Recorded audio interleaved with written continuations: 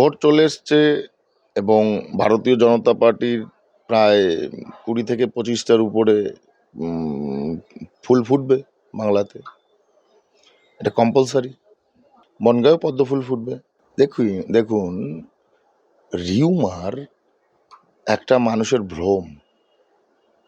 রিউমারে কান দেবেন না। উন্নয়ন দেখুন। আমার বক্তব্য, সবাইকে উন্নয়ন দেখুন।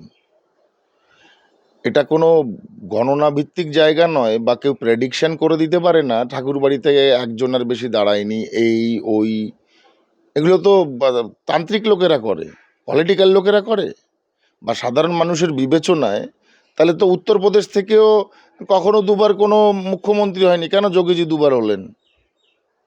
জানা আছে তো আপনাদের যে যাবৎ উত্তরপ্রদেশ থেকে কখনো দুবার রিপিট করেনি কেউ। প্রথম যোগীজি করলেন। তো এ বাড়ি থেকে দুবার কেন, 10বারও রিপিট হতে পারে। এ তো মানুষ বলবে, পলিটিক্যাল লিডাররা বললে তো তাতে কোনো কাজ হবে না। পলিটিক্যাল লিডাররা অলরেডি মোদিজির উন্নয়নকে দেখে ভয় পেয়েছে। ওরা ভীত সন্ত্রস্ত যে গত ৬৫ বছরে স্বাধীনতার পরে যে কাজ হয়নি সেই কাজ হতে চলেছে এবং হচ্ছে এই লোকসভাতে।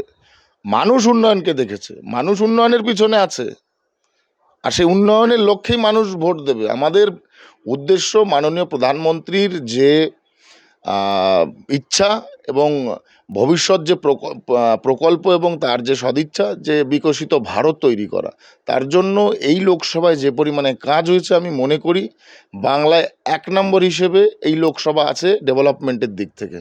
দেখুন, সিএ শান্তনু ঠাকুরের একার লড়াই নয়, এটা আমাদের উদ্বাস্তু সমাজের ৩-৪ পুরুষের লড়াই। বিরোধীরা, ঠিক আছে, তাদের নেত্রী মমতা বন্দ্যোপাধ্যায় যে কথা বলছে সেই কথাতে তারা চলছে। তারা বাস্তব জায়গাটা যদি আমার সঙ্গে আসে, মুখ্যমন্ত্রী যদি আমার সঙ্গে ডিবেটে বসতে চান যে সিএ কেন দরকার, তাহলে আমি ওনার সঙ্গে বসে গণতান্ত্রিক প্রক্রিয়ায় এবং প্রত্যেকটা অথেন্টিক আনসার করব ওনাকে। উনি যে কটা কোশ্চেন আমাকে করবেন, আর আমি যে কটা কোশ্চেন করবো সে কটার উত্তর উনি দিতে পারবেন না। পরিষ্কার শুনুন। অতএব মতুয়ারা কেউ বিভাজনে নেই, বিভাজনে আছে টিএমসি। ডাঙ্কা, কাসর, নিশান, তাসা, এইগুলো নিয়ে যদি কেউ রাস্তায় নেমে বলে তারা Matua, I don't think so they are Matua. মতুয়ারা কখনো সিএর বিরোধিতা করতে পারে না। এটা আমার ঠাকুরদাদা পিয়ার ঠাকুর মশাইয়ের লড়াই ছিল, আমার শ্রদ্ধেয়া ঠাকুমা, স্বর্গীয়া ঠাকুমা বীণাপানি ঠাকুরের লড়াই ছিল। অতএব মতুয়ারা জানতেন যে বীণাপানি ঠাকুরানী কোনো রাজনীতি করতেন না, উনি সমাজের জন্য এই লড়াই করেছেন। পিয়ার ঠাকুর মশাই সমাজের জন্য লড়াই করেছেন এবং এই লড়াইতে তাদের লড়াই আজকে সার্থক হয়েছে। এটা আমার লড়াই নয়। আমি দেখতে পাইনি আমার সঙ্গে কারোর সাথে আজ অবধি কোনো কথা কাটাকাটি বা কোনো নেগেটিভ ইস্যুতে আমার সঙ্গে কারোর সাথে কোনো বিবাদ তৈরি হয়েছে, এরকম আমি দেখিনি। আর আমার কাছে জানাও নেই কোথাও কে আছে। যারা তৈরি করছে টিএমসির এটা অপপ্রচার।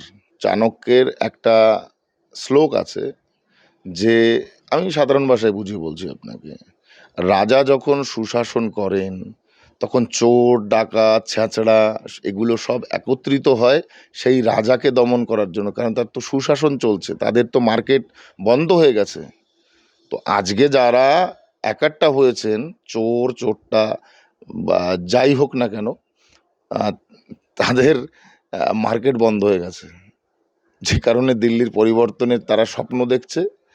৪০০ পার করে মোদিজি এবার আসবেন, এনডিএ সরকার। শুনে নিন, যে সংখ্যা ভোটে জিতেছিলাম তার থেকে ডবল মার্জিনে জিতবো। এটা পঞ্চায়েত ভোট নয়, পাড়ার মস্তান দিয়ে ভোট করালাম, কাউন্টিং করতে দিলাম না। পঞ্চায়েত ভোট নয়, এটা সেন্ট্রালের ভোট। আর শান্তনু ঠাকুর সেন্ট্রালের ক্যান্ডিডেট হিসেবে এখানে দাঁড়িয়েছে। মস্তানি এখানে চলবে না। লোকসভা কেন্দ্রের এবারের লড়াই অত্যন্ত, আমার প্রতিপক্ষ খুব দুর্বল। কারণ ৫ বছর আগে তিনি এখানে সাংসদ হয়েছিলেন, মানুষ অনেক আশা নিয়ে তাকে ভোট দিয়েছিলেন। এই ৫ বছরের মধ্যে জনসংযোগ একদম জিরো। ৫ কোটি টাকা করে বছরে এলাকার উন্নয়নের জন্য পান, সেই টাকায় কিছু বলতে পারছেন না সেই টাকা কোথায় রেখেছেন। আমফান, করোনার মতন এই মহামারীর সময়ও মানুষের কাছে আসেননি, বাইরে দাঁড়াননি। এবং বিশেষ করে মতুয়া সম্প্রদায় মানুষ এবং উদ্বাস্তু মানুষদের জন্য তিনি ভাওতা দিয়েছিলেন, নিঃশর্ত নাগরিকত্ব দেবেন বলেছিলেন। কেন্দ্রের সরকারে ক্ষমতা থাকাকালীনও তাদেরকে নিঃশর্ত নাগরিকত্ব দিতে পারেনি, উপরন্তু নাগরিকত্ব নামে ভাওতা দিয়েছেন, যে ভাওতা আজকে তারা ধরে ফেলেছেন, মতুয়া সম্প্রদায় মানুষ এবং উদ্বাস্তু মানুষরা ধরে ফেলেছেন। এবং এই নাগরিকত্ব মানে হচ্ছে তাকে হাঁড়ি কাটে গলায় দেওয়ার মতন, যে আমার অনলাইনে ফর্ম ফিল আপ করে প্রথমে প্রমাণ করতে হবে আমি ভারতবর্ষের নাগরিক নই, এখন নাগরিকত্ব চাইবেন, তারপরে বাংলাদেশের সমস্ত প্রমাণপত্র, যেটা দেওয়া সম্ভব নেই।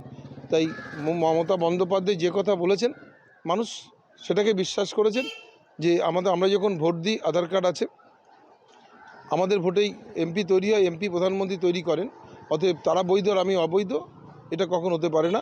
মুখ্যমন্ত্রী বলেছেন আমরা সরকারি সমস্ত সুযোগ সুবিধা তোমাদের দিই, তোমরা ভারতবর্ষের নাগরিক, আমি তোমাদের পাশে আছি, আমি যতক্ষণ আছি ততক্ষণ কেউ তোমাদের এই দেশ থেকে তাড়াতে পারবে না। মানুষ যাকে চাইবে ইতিমধ্যে মানুষ চেয়ে ফেলেছেন, এবং আমার বিগত দিনের তিনবারের বিধায়ক হিসাবে যা কাজ করেছি মানুষের জন্যে, সকাল থেকে রাত পর্যন্ত মানুষের সঙ্গেই থেকেছি। জনসংযোগ, মানুষ জানে যে কোনো সময় ডাকলে আমায় পাওয়া যায়, এবং আমার সময় আমি অত্যন্ত কৃতজ্ঞতা প্রকাশ করছি মমতা বন্দ্যোপাধ্যায়কে, যে উন্নয়ন একজন বিধায়ক হিসাবে করেছি, সেটা আমার কাছে একটা ইতিহাস স্বর্ণাক্ষরে লেখা থাকবে। 5 বছর তার দেখা পাওয়া যায়নি, এখন ভোটের সময় এসেছেন। আর একদিকে কেন্দ্রের সরকার, বিভাজনের সরকার এবং বাংলা বিদ্বেষী সরকার, এই বাংলার মানুষকে ভাতে মারবার চেষ্টা করেছেন, বাংলার মানুষকে নিরাশ্রয় করে রেখেছেন আজকে 2 বছরের বেশি।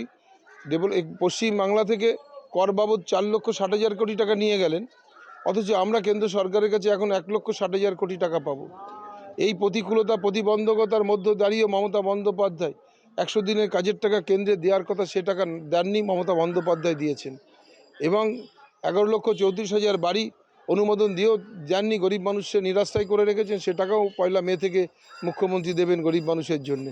নিশ্চিতভাবে বাংলা বিরোধী একটা সরকার, যারা জমিদারি প্রথায় ভারতবর্ষ চালাতে চাইছেন, তাদের বিরুদ্ধেই এবার প্রতিবাদের ভোট হবে।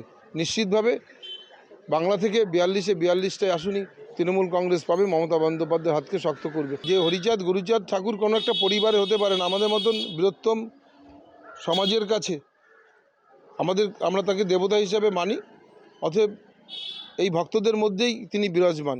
তাই কোনো একটা পরিবারের যারা বলছে, তারা মতুয়া সম্প্রদায়ের মানুষের পরিবার মনে করে হরিচাঁদ গুরুচাঁদ ঠাকুর একটা বাড়ির মধ্যে আবদ্ধ করতে চাইছেন, কিন্তু তিনি এক বৃহত্তম জায়গায় মানুষ, আমাদের মতন মতুয়া ধর্মাবলম্বী মতুয়া সমাজকে যারা ভালোবাসেন, তাদের মধ্যে বিরাজমান হরিচাঁদ গুরুচাঁদ ঠাকুর। তাই ওই কথা ধোপে টিকবে না, ওদেরকে মানুষ চিনে ফেলেছেন, বিশ্বাস করেছিলেন, ভরসা করেছিলেন, মানুষের সাথে প্রতারণা করেছেন, তাদেরকে জবাব এবার নির্বাচনে দিয়ে দেবেন। যে মানুষের প্রয়োজন এবং উন্নয়নের সাথে তারা কি চাইছে, তাদেরকে মূল্য দিতে হবে। পশ্চিমবাংলায় যথেষ্ট আমরা উন্নয়ন করেছি, আইনের শাসন রয়েছে ভারতবর্ষের মধ্যে অন্যতম পশ্চিমবাংলা।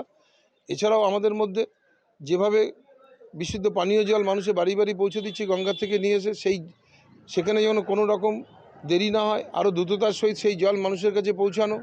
রাস্তাঘাট আমরা আমূল পরিবর্তন করেছি, কিছু যমুনা নদী সংস্করণের কাজ আছে, ইছামতি নদী সংস্কারের কাজ আছে। কেননা এই শহরগুলো অনেক পুরনো শহর, এই শহরগুলো আগামী দিনে যাতে বিলুপ্ত না হয়ে যায়, তার জন্য অত এই নদীর সংস্করণটা ভীষণ প্রয়োজন, সেটা আগামী দিনে আমরা করব। 200%। বললাম প্রতিপক্ষ খুবই দুর্বল।